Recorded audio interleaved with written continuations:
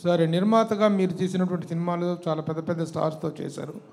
Again ఒక నిర్మాతగా, ఒక ఫైనాన్సర్గా ఎలాంటి మళ్ళీ కమ్బ్యాక్ అనేటువంటిది ఉండబోతుంది? సార్ బేసిక్గా I'm a film financier. Because of my passion I turn to film producer. Financial ఉన్నప్పుడు నేను చూసిన ఎక్స్పీరియన్స్ ఒకటండి, ప్రొడ్యూసర్గా చూసే ఎక్స్పీరియన్స్ ఇంకోటండి. But both are, cinema is a mother. Cinema is a mother. Cinema నా తల్లి లాంటిది అనుకుంటా. సో అందువల్ల డెఫినెట్గా నేను అదే ఫీల్డ్లో ఉంటానండి, ఎక్కడికి పోను. నాకు 2 పిల్లలు, 2 అబ్బాయిలు. 2 అబ్బాయిలు కూడా 2 హీరోలకు చేశారు. 2 సినిమాల్లో హిట్లు అయినాయి. హిట్లు అయిన తర్వాత వాళ్ళ ప్యాషన్ వచ్చి they want to become a writer and director. So they are writing scripts now, they are going to direct the movies sir.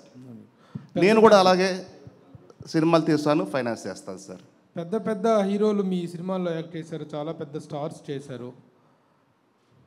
ఈ కష్టకాలంలో, ఈ 14 సంవత్సరాల పోరాటంలో మీ వెనక మేము ఉన్నామని నిలబడిన వాళ్ళు ఉన్నారా?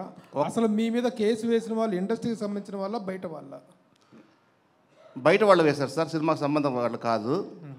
కానీ సారీ టు సే సార్, ఏ ఒక్క సపోర్ట్ లేదు.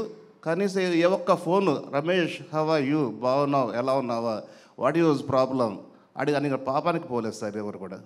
నేను ఒక పర్సన్ అని చెప్పను, ఏ పర్సన్ లేదు సార్. రమేష్ గారు, సార్ రమేష్ గారు, మీ కేసుల గురించి ఆల్రెడీ కోర్టు ఎక్విట్ చేసింది కాబట్టి ఇప్పుడు మాట్లాడడానికి ఏం లేదు. మీ లైఫ్లో ఒక ఫైనాన్షియల్గా స్టార్ట్ అయ్యి చాలా పెద్ద పెద్ద సంస్థలన్నింటికి అప్పుడు sorry, one break sir.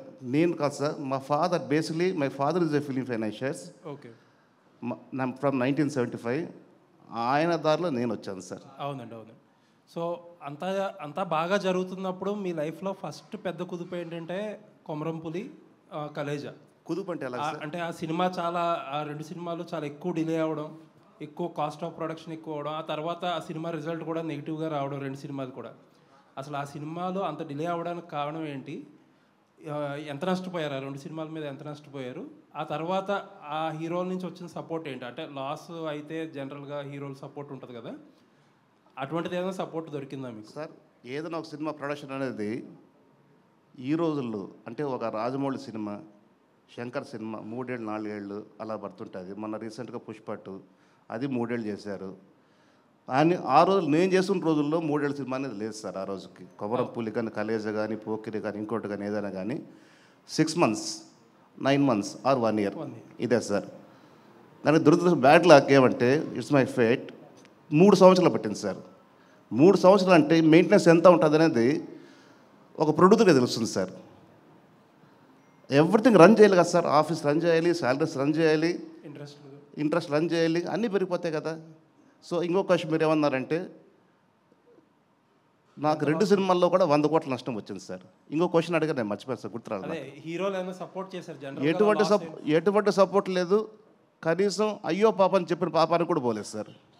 Sir ఎందుకు అంత డిలే అయ్యింది? బ్యాడ్ లక్ అన్నారో, అసలు ఏ కారణం? బ్యాడ్ లక్ అంటే సార్, కొమరంపులి తీస్తున్నప్పుడు పవన్ కళ్యాణ్ గారు ప్రజారాజ్యం పార్టీ పెట్టుకున్నారండి ఆయన. ఓకే. సో దానివల్ల ఎంతో కొంత కొద్దిగా డిలే అయ్యింది. అది వన్ ఆఫ్ ది రీజన్ చెప్పొచ్చు. So many reasons. అలాగే కలేజ్లో కూడా సో మెనీ రీజన్స్ అండి.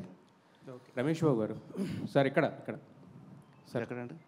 సార్, అంటే మీరు ఇందాక మీ ఏవిలో చూస్తే అంటే కటకటాల వెనక్కి వెళ్ళారు, కడిగిన ముత్యంలా బయటకు వచ్చారు. యాక్చువల్గా మీరు ఇంతకు ముందు చేసిన సినిమాలన్నీ కూడా పెద్ద పెద్ద సినిమాలు, 2 అంటే ఫైనాన్షియల్గా చేసిన చిన్న సినిమాలు చేశాను, పెద్ద సినిమాలు చేశాను. సినిమాలు అంటే మాకు గుర్తుండే ఈ 2 ఎక్కువ గుర్తున్నాయి కాబట్టి ఇప్పుడు మళ్ళీ బేబీ స్టెప్స్ మళ్ళీ స్టార్ట్ చేసినట్టే కదా ఫస్ట్ నుంచి. అవునండి. సో మరి డైరెక్ట్గా మళ్ళీ పెద్ద సినిమాలకి వెళ్తారా, లేదంటే కంటెంట్ ఓరియంటెడ్ సినిమాలు రాబోతున్నారా? ఎలాంటి సినిమాలు ప్రొడ్యూస్ చేయాలనేది మీ నెక్స్ట్ గోల్? నాకు బేసిక్గా నేను ఇన్ఫ్లుయెన్స్ అయింది త్రివిక్రమరావు గారు, దేవి వరప్రసాద్ గారు. వాళ్ళు పెద్ద సినిమాలు చేసేవాళ్ళు. నాకు సినిమా అంటే ప్యాషన్, చిన్నప్పటి నుంచి పిచ్చ ప్రేమ. ఫైనాన్షియల్గా వచ్చానండి నేను. అండర్ కరెంట్లో సినిమా ప్యాషన్ అని దానివల్లనే టర్న్ అయ్యాను ఈ ప్రొడ్యూసర్ చూడడం వల్ల. దేర్ ఆల్ నాకు ఫ్రెండ్స్, నాకు ఫాదర్స్ లాగా అందరూ కూడా. ఇంకోటి ఏదో అడిగారండి, మీరు నెక్స్ట్ చేసేసి పెద్ద సినిమాకి వెళ్ళబోతున్నారా డైరెక్ట్గా, లేదంటే కనుక కంటెంట్ ఓరియంటెడ్గా చిన్న ఫస్ట్ నేను అనుకోవడం కంటెంట్ ఓరియంటెడ్ అనుకుంటున్నాను సార్. అది ఉంది బేసిక్గా. పెద్ద సినిమాలు బేసిక్గా ఉన్నాయి సార్. 2 ఉంది. ఆశ ఏది చావలే. అయితే 14 సంవత్సరాలు ఇంత గ్యాప్ వచ్చినా కూడా నేను వేరే ప్రపంచంలో ఉన్నా. చట్ట ప్రపంచంలో ఉన్నా. అయినా కూడా ప్రతిరోజు నిత్యం సినిమా గురించి ఆలోచించేవాడిని, ప్రతిరోజు నిత్యం సురేష్ గుర్తొచ్చేవాడు. అయితే 14 సంవత్సరాలు తర్వాత ఇప్పుడు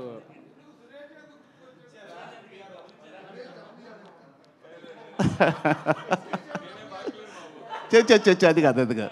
నా ఫస్ట్ సినిమా చేసింది పిఆర్ఓ అతనే. తర్వాత మా అబ్బాయి హీరో యాక్ట్ చేసిన సినిమా తెలుగులో రిలీజ్ చేసింది అతనే. నాకేదైనా మంచి మాట్లాడుతూ ఉండేవాడు అతనే. ఎందుకో మరి నాకు ముందు ఇంటరాక్షన్ ఎక్కువ నాకు.